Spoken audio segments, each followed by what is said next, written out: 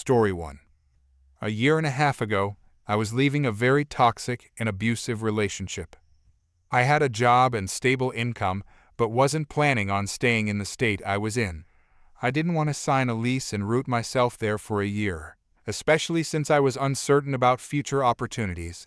There were several things up in the air, so I thought it best to rent a room in the meantime with my dog and wait it out. I found a room on an online classified site and went to tour it. It was nice, though a bit far, but I needed something quickly. I paid prorated rent for 1 month and the full rent for the next, totaling $2,400. This was already more than I should have paid, but I wasn't in a position to argue. I also paid a $500 deposit for damages. Then everything started to go downhill. After I moved in, things were fine for about a week.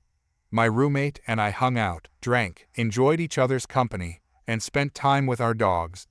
I would let her try foods I cooked, and vice versa, juices, snacks, dinners I didn't mind sharing. But one day, my meal prep bowl went missing. I had given her one since I knew I would get tired of it soon. But I had made 5 meals, and now 2 were gone. I asked her about it, and she claimed she didn't know. First red flag, there were only 2 people in the house, and the dogs certainly didn't take it. Then, as I was helping my friend file taxes for the first time, a man arrived and served me with a court summons, mistaking me for my roommate. It turned out she was behind on rent and about to be evicted. When I mentioned this to her, she exclaimed, "They were supposed to take that back, so she knew." She had brought me into her situation, fully aware this was going to happen. Next, the water went out. She hadn't paid the bill, so I had to shower at work after driving an hour to the office. She claimed the city was having issues, but they weren't.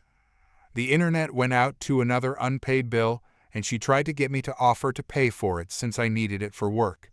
I didn't. Instead, I opted to go to the office. She also began locking my dog in my room, even though she had told me earlier that it was fine for her to roam.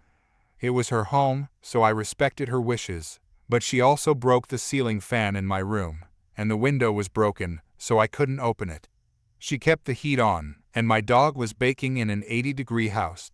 I told her to stop doing that. Either she needed to lower the AC or let my dog cool off downstairs since heat rises. Then, she told me the maintenance people came to check the fan and the window, and my dog scared them. The result? She was fined $300 because my dog wasn't on the lease. I paid the fine. She already had 3 dogs, one of which wasn't on the lease either. It didn't make sense.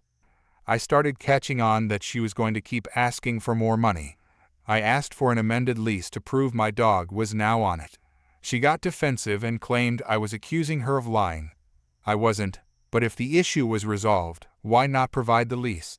She said she would ask for one, but couldn't promise anything. The final straw came when she told me, not even 20 days into the full month, that she couldn't afford to live there anymore and asked if I wanted to get a place together. I declined, telling her I wasn't going to put my social security number on a lease with hers. She then said she had to move, but wasn't going to reimburse me for my deposit or the $300 for my dog. My solution? I came downstairs one day and saw moving boxes. She was planning to jump ship without even apologizing. I took a day off from work, claiming I was sick, and while she was at her job, I moved all of my stuff and some of hers to a storage unit and booked an Airbnb for a few days. I texted her that I had moved out and gave her 7 days to return my money, or else. She laughed it off, not realizing I was serious. She said she needed to evaluate my room for damages, knowing full well there weren't any, but I decided to give her some time to understand how serious I was. When she got home from work, my phone blew up with messages. I reiterated, 7 days, or I'm selling your stuff.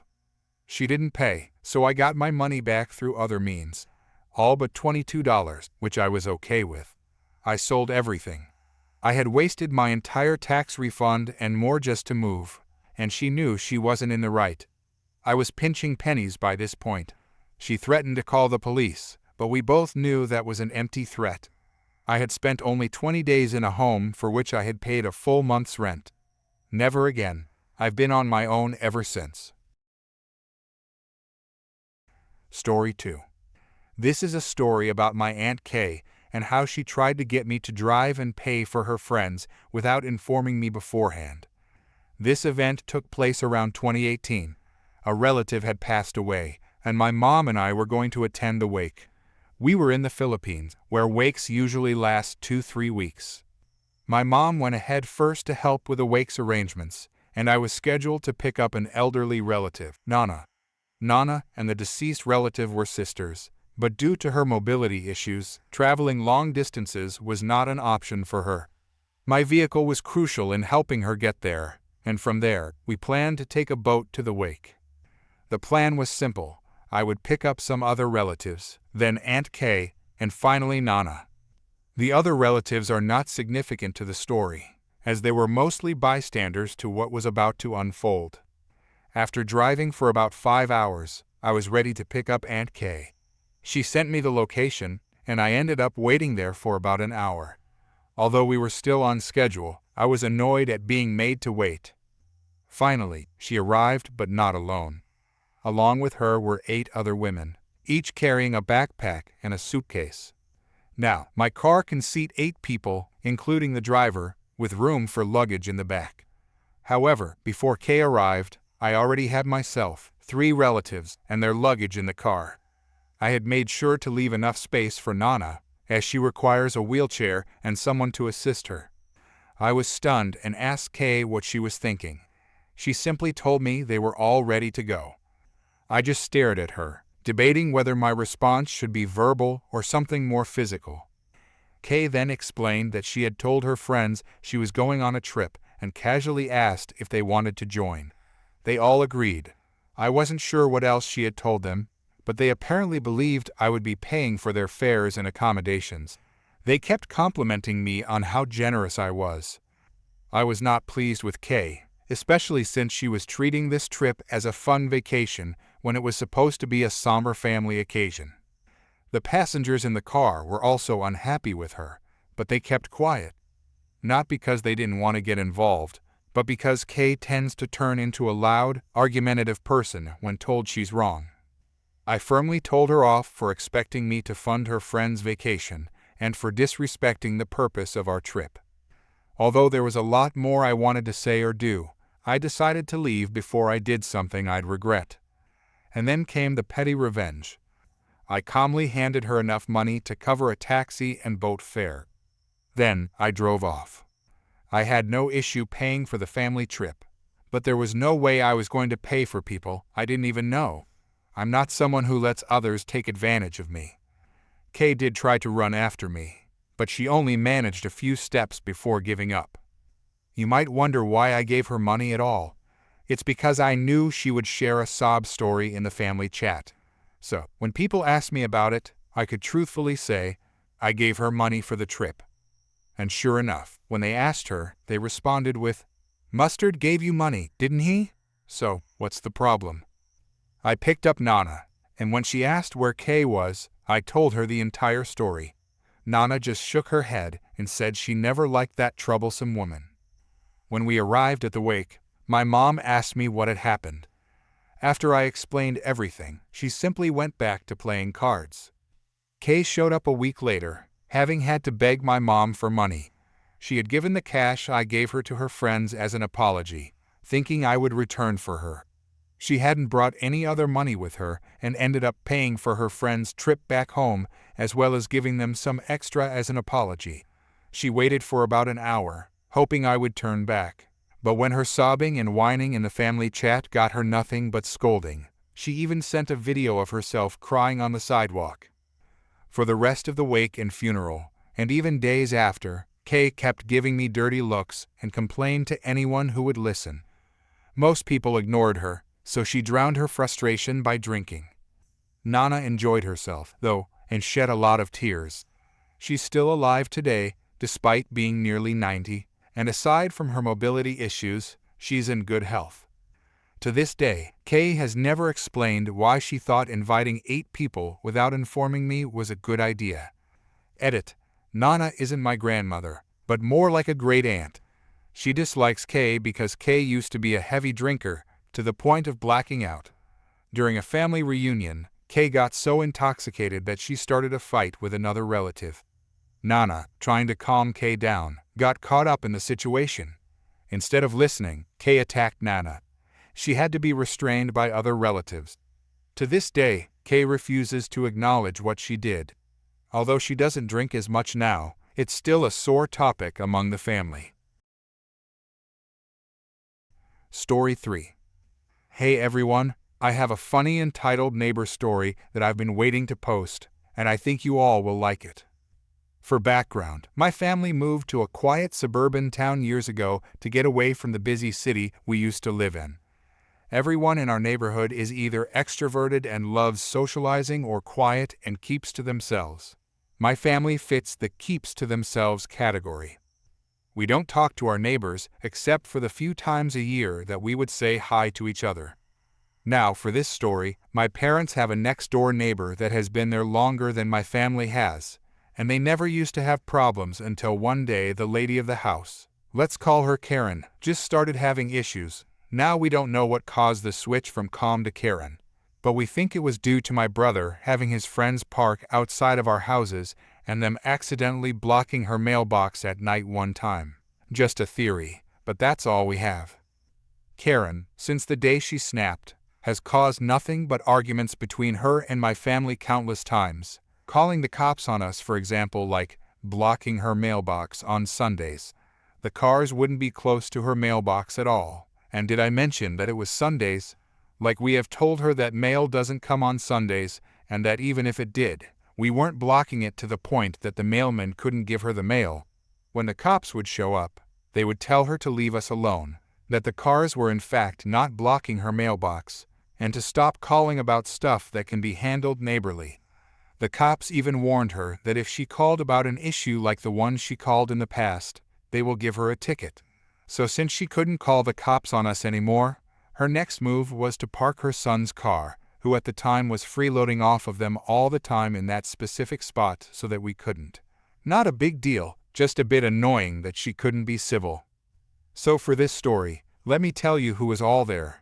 It was my brother Bro, my mom, my best friend who I'll call Shane, Karen, and myself. So the day in question was during the summer. My brother, Shane, and myself were outside playing catch with a baseball in the street in front of our houses. Now knowing that Karen could go off at any moment, we made sure to space ourselves away from the houses and her car that was parked on the street. As we were throwing the ball back and forth, my friend threw it a little short, and it ended up hitting the ground and rolling towards Karen's car. Now the ball wasn't rolling fast, and when it got to her car, it hit the rubber of her back driver's side tire. I then told Shane and my brother that we should probably take this game of catch to the park so that we don't accidentally hit her car and cause damages. So that's what we did, and we were there for at least an hour. As we were heading back, we saw Karen standing in front of her house looking back and forth frantically. We thought nothing of it and just moved on. She then stopped us and started yelling, "Karen, you boys are in big trouble." Bro, what are you talking about? Karen, don't you what are you talking about to me? You know what you've done. Me. Nuuo. What did we do? Karen gives off a big huff and says, "You damaged my car with that baseball you have." Bro, what are you talking about? We didn't do anything. Karen, yes, you did. I have it all on video of you hitting my car with the ball. Me. You mean when the ball rolled and hit your tire? Karen, Nuuo. Karen then went next to her car and pointed at a dent that was on the passenger side of the car. Again, the ball rolled and hit her tire on the driver's side. Me. That was definitely not caused by us. Karen. Yes, it was, and I have it all on video. The cops will love this. Me. Let us see the video then. Karen. No, you'll delete it from my phone. Bro. You know what? I'm done hearing this. Shane, go get our mom out. Shane runs into my house as Karen keeps saying that the cops will force us to pay a big fine. She has this nasty grin on her face. My brother and I are just sitting there annoyed because we know she doesn't have any video. My mom rushes out like a bat out of hell and starts digging into Karen. Mom, what do you want now, Karen? Karen, I have video of your kids damaging my car, and I want you to pay for it. Mom, boys, what happened? So I tell my mom what happened, how the ball rolled into her tire, how we went to the park so we wouldn't cause any damages to her car, and how Karen says we caused this dent on her car, and how she won't even show us the video that she apparently has. Mom, okay Karen, if my sons and their friend did cause this, then let me see the video. I'll let you hold the phone the whole time while I have my hands behind my back, so you won't feel like I'm going to take your phone. Karen, no, your sons will delete it, I know. My bro and I, no, we won't. Mom, so show us. Karen, never. Just pay for the fixes now, and I won't get the police involved. My mom is fuming now and starts to angry laugh, which creeps out Karen and, not going to lie, the rest of us as well. My mom then stops and goes crazy on her. Mom, you won't show us that video. She does the air quotes gesture condemning my kids and their friend because you don't have one. Now you are trying to blackmail us into fixing your problem. Well, Missy, you obviously don't know who you are messing with. Karen, who are you calling a Missy? You obviously can't look in the mirror and see how horrible you are and how your kids are delinquents. Mom, really? You're going to judge me on how I raised my kids? Like my son here pointing at my brother, he is going into the military to serve our country, and my other son pointing at me is a straight-A student and going to be a scholar. My friend Shane at the time quietly said, and Shane here, who is just a nice guy. My mom then continues, now let's look at your son who has no job, who freeloads off of you and your husband, and also mistreats his wife. Yeah, those look like traits that show he was raised by a good mother. Karen looked shocked. Who told you that? Mom, the whole neighborhood knows. Karen, it ain't no secret. Now, either you are going to call the cops on my kids and show them this video, or I will call them and file a claim for harassment. Karen, you won't. You have nothing on me. Mom, try me. Missy. Karen then runs back into her house, and my mom guided us back into our house. Now my mom wasn't kidding. She did call the cops. We waited for them to show up, and we all gave a statement. The cop then goes over to Karen's house, and what we can see is her yelling at the cop who we think was demanding to see the video, and after a minute of shouting, the cop then writes her a ticket and leaves. Obviously, there was never a video on her phone. Story 4. This story took place about 15 years ago, give or take. At the time, I worked for a small industrial railroad in my city that served around 20 different industries along the docks. To reach the docks from the yard, where I would pick up inbound cars deliveries to the industries, we had to travel a mile of street trackage. This track ran right down the middle of a narrow street lined with bars on one side and the river on the other. Due to city regulations, we were only allowed to operate along that section of track during specific hours, typically from 11 at night to about 5 in the morning. Since the bars were open during those hours, we had to move at a crawl, usually at walking speed, and always kept the locomotive on the front end of the movement. Almost every night, I would encounter 1 or 2 cars parked too close to the tracks, which meant I had to find the owners and ask them to move. It was more of an inconvenience than a major problem. Except for one guy. Every single night, I had to stop halfway down the street because this guy would always park his truck at an angle in the street instead of parallel parking. There were angle parking spaces, but they were farther down where there weren't any rails in the road. Each night, I had to walk into the bar he owned and ask him to move the truck. It often took him 30 minutes to an hour to drag himself out and move it, causing me to lose precious time that I needed to complete my job. After months of this, I'd had enough. I decided to have the truck towed. Unfortunately, that didn't go as planned. It turned out the guy had some sort of job with the city or connections with someone in the mayor's office, so no one would come out to tow his truck. I waited for an hour before he finally came out, and he had the nerve to flip me off as he drove away. At that point, I decided that if the opportunity ever presented itself, I was going to teach him a lesson he wouldn't forget. Nothing physical, just a hard-learned lesson. A few days later, I was heading down the track with half a dozen heavy cars carrying machinery bound for the docks. As I rounded the curve near where the guy always parked, I gently applied the independent brakes on the locomotive. This would slow the heavy train, but not enough to stop it quickly. I waited until the last possible moment, laying on the horn and applying the full brakes, bringing everything to a screeching halt in the middle of the street. As the brakes kicked in, there was a loud thunk, followed by the screeching and tearing of metal as the train pushed the truck out of the way, tearing the bed clean off in the process. A crowd quickly gathered outside the bar when they heard the train approaching. I stayed in the cab and called dispatch, informing them that I had struck a parked car and requested they send the police and a tow truck to the scene. All the while, I could hear the guy screaming so loudly that I could hear him over the sound of the locomotive about how he was going to have me arrested, sue the company, and all sorts of threats. I locked the doors and waited for the police to arrive. When the police finally showed up, they started taking statements. I explained the situation, noting that I couldn't simply slam on the brakes due to the heavy cargo I was hauling. I added that the truck was improperly parked, and the guy had been warned multiple times that something like this could happen. Meanwhile, the guy was absolutely furious, yelling at me, yelling at the police, and just losing it. In the end, he was ticketed for illegal parking and obstructing the passage of a train, and his truck was totaled. Since it was a brand new truck that wasn't fully paid off, he was stuck with the costs. It took about 2 hours to clean up the scene, and I was suspended for a week while the company conducted an investigation, per standard procedure. But honestly, it was worth it. After that, I never had any issues with him again. Story 5.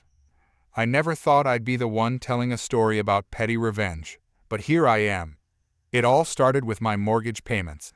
I had this brilliant idea to split my payments in half and pay twice a month to save on interest charges. For example, if my mortgage was $1,800 due at the end of the month, I'd pay $900 on the 1st and another $900 on the 15th. It was working great, or so I thought. 6 months ago, I noticed something odd on my account, a late fee. I was confused because I always paid on time. After digging deeper, I realized they had applied one of my payments to the principal as an extra payment instead of counting it towards my bill. This happened for 2 months straight, resulting in two $3.82 late fees. I immediately called the mortgage company to sort this out. The conversation went something like this. Hi, I'm calling about some late fees on my account. There seems to be a mistake. Customer service rep, let me take a look at that for you. Can you provide your account number? I gave them my details, and after a few minutes of clicking and humming, they responded. Customer service rep, I see the late fees you're referring to. They appear to be correct according to our records. But that can't be right. I've been paying on time, twice a month like always. Customer service rep, I understand your confusion, sir. However, one of your payments each month was applied as an extra payment to your principal, not towards your monthly bill. What? But I've been doing this for months without any issues. Customer service rep, I apologize for the inconvenience, but that's how our system processed the payments. We went back and forth for what felt like hours. I explained my payment strategy, they explained their policies. In the end, I lost the battle. They wouldn't budge on removing the late fees. That's when I decided to play the long game. All right, I understand. Can you send me my payment history so I can review it? Customer service rep, certainly. We can overnight that to you. Would you like that? Yes, please. Will I be charged for this service? Customer service rep, no, sir. This is a free service we offer to our customers. Great. How often can I request this? Customer service rep, you can request your payment history as often as you need for your records. Perfect. One more thing, I'd like to switch my statements from online to mail delivery. Customer service rep, Of course, I can make that change for you right away. And just like that, my plan for petty revenge was set in motion. They may have won the battle over $7.64 in late fees, but I was determined to make them lose more than that over the next 5 years before I paid off my loan. Every year, I'll request an overnight mailing of my payment history. They'll have to pay for postage and processing. Plus, with monthly paper statements, they'll be spending more on printing and mailing costs. Is it petty? Absolutely. Am I ignoring the fact that I'll pay over $100,000 in interest over the life of the loan? You bet. But this small victory feels oddly satisfying. As I hung up the phone, I couldn't help but chuckle. Who knew mortgage payments could lead to such devious plotting? I may not have gotten my $7.64 back, but I'll make sure they remember me every time they have to send out those statements and payment histories. It's the little things in life, right? Story 6. I have been working in the IT field for the last 10 years, with the past 4 years spent at the company I am now leaving. I joined this company after a few unpleasant experiences with previous coworkers and bosses. Initially, I was really happy with the team I found here because most of the staff seemed friendly and supportive. By my second year at the company, I began to feel that we were understaffed in the IT department. However, I still believed it was manageable. That changed when our workload started to increase. Before, we could handle our daily tasks, tackle projects, and even find time for system upgrades throughout the year. But as time went on, new corporate regulations and additional software that required support began to pile up, creating more work than we could manage. During this period, I started asking my team leader to consider hiring someone new to help out. We needed extra hands. I brought this up at least once a month for an entire year. Unfortunately, my requests were met with the same response from my boss. You just need to prioritize your work. While prioritizing tasks might work in theory, it doesn't help when the workload exceeds 110% of what the current team can handle. We increased our hours to get everything done, but that only worked for about half a year. At that point, I was completely worn out by the situation. Meanwhile, the corporate IT department became increasingly difficult to work with, often being uncooperative unless approached in ways that were technically against company policy. On top of that, I watched as people in the company started leaving one by one. Around my third year with the company, our trainee decided to leave. I had a conversation with him to understand his reasons, not to dissuade him, but to show my support. During this time, I had also been passively job hunting for about 6 months. I spoke with my team leader and informed him that I needed a salary increase of at least 8%, and that we urgently needed more people on the team. He asked why I wanted to leave, so I explained the ongoing problems, which he was already aware of, and told him I couldn't continue to stay at the company with the current issues our team was facing. I just need to prioritize myself, I said. Unfortunately, he didn't respond, but I believe he got the message. As a side note, I later heard from my boss, who is above both my team leader and me, that my team leader had never asked for additional staff. I want to believe my boss because he has always been sincere with me, at least as far as I know. Edit. Now that I've reread my post, I realize I should have proofread it more thoroughly. I've made some changes to clarify that the quote from my boss was sometimes, "You just need to prioritize," and at other times, "You just need to prioritize your work." Second edit. I didn't mention this before, but I handed in my resignation and will be starting my new job next month. Story 7. This little story from 2 summers ago still makes me happy, so I thought I would finally share it. I was working in a small grocery store with an owner who really wanted it to be a big grocery store. They had recently bought a large cardboard baler in the back and wanted employees to flatten all cardboard boxes and bring them to the baler when we were stocking the shelves. Before, we had left the boxes by the checkout so customers could use them to carry their items. Needless to say, neither customers nor employees were very happy with this change, and I wasn't the only person to avoid flattening boxes for as long as possible and hand them out to customers who looked like they needed them. This went on for a few weeks, and I actually began to build better relationships with some of the regulars because of it, due to the conspiratorial feeling of me circumventing the rules just for them. One day, just as I had a stocking cart full of boxes and was sadly flattening them to haul them off to the baler, I heard someone yell, "Hey, I wanted that box." I turned around to see an angry, red-faced man charging towards me with his cart, pointing at the box I had just flattened. "Well," I tried to say, "you can have any of the boxes I still haven't flattened, or if you give me a moment, I can grab some tape and fix this one." "No," said the man for some reason, and just stormed off. I went back to work, assuming it was a one-off thing, brought the boxes to the back, then came back out with another load of items to stock the shelves with. As if by magic, just as I had finished flattening the boxes from this most recent load, the man materialized out of thin air to yell at me again for flattening the boxes when I knew full well he needed one. Before I could even offer to reassemble some of the boxes for him, he had vanished again. On my third load, I found a box with the exact same dimensions as the one he had originally pointed out. I set it aside, making sure not to touch it when I flattened the other boxes. Sure enough, as I performed the box flattening summoning ritual, the man himself appeared in front of me, as crimson-complexioned and vigorous as ever. As he began to tear into me for breaking down the boxes that were rightfully his, I held up the one remaining box that I had set aside. Immediately his tone changed from wrath to smugness. "Well, at least you know how to do your job." "I certainly do, sir," I said, and with a radiant smile, I shredded the box in front of him. Story 8. Okay, so this happened about 3 years ago.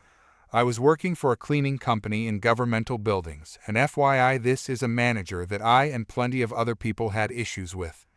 One day I went into work like normal. Everything was fine. My manager needed me to do some extra floors to vacuum. Sure, no problem. I told her that I didn't have that many floors to do and could do them after just needing a list of the floors to vacuum. No argument from her, just a I'll have it for you after, and off to work I went. About 2 hours go by, and I'm done with my floors. I go to the office to get a list of the floors she needed me to do, and turns out she needed me to do them early in the morning news to me, and ended up sending someone else, and I should have waited. Told her she never said it was time sensitive, otherwise I would have waited. She rolls her eyes and just repeats the same thing, and that I still should have waited, but what's done is done, and when I ask her if there was anything else that needed to be done, she tells me to grab a bucket, some gloves and some magic erasers and scrub the walls of the parking garage. There's 5 levels, and I knew that it wasn't part of the contract to clean it, plus this was a method she used as a form of punishment for insubordination. She expected me to have it all done by the end of my shift. I grabbed my stuff and did as told, but was only able to clean 1 level. By the end of my shift, I told her along with my supervisor that I was only able to do 1 level of the parking garage, and that I would try and get more done tomorrow. Now my supervisor had no idea that's where I was, since she didn't tell him, and was needed elsewhere for something more important that ended up not being done at all, since no one could find me, couldn't get a radio and signal sucks there, so no text or calls. He was livid.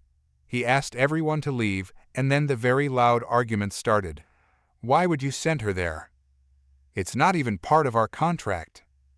You were warned about pulling this crap on employees. She wasn't fired under the 3 strikes and you're out policy." However, with the presence of the 2 senior officials, the regional manager and supervisor, she was compelled to offer me a face-to-face apology the following day for her actions and the inconvenience caused. My response was courteous yet firm. "Thank you for your apology, but it wasn't my time and money that was wasted, it was the company's. Now, if there's nothing further, I need to attend to my floors as I have a busy day of vacuuming ahead." With that, I left. Since then, she has not caused any further issues.